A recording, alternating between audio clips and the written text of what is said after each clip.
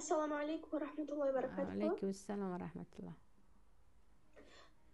استاد جان، انسانی که نماز نمیخوند زکاتش قبول میشود یا نه؟ خواهرم درباره قبول شدن زکات و را الله میداند. حاضر من شما درس داده استادم، این را هم الله قبول میکند یا نه، این را الله خودش میداند.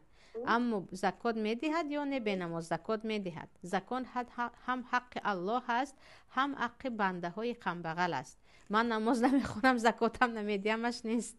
زکات رو به زوری میگیرند از آن. خذ من اموالهم صدقه تطهرهم، میگد الله، مال آنها زکاتش رو بگیر. نماز نخواند هم وقت مالش به زکات رسید باید زکات دهد. اما قبول او این را الله خودش میداند که از کی کدام عمل را قبول میکند. برای همین همیشه چه است؟ دعایی که خداوند درباره حضرت ابراهیم و حضرت اسماعیل چه میگوید؟ بنای خانه کعبه کردند، با آن بعد از آن همه مصیبت و بعد از آن همه امتحان باز چه گفتند؟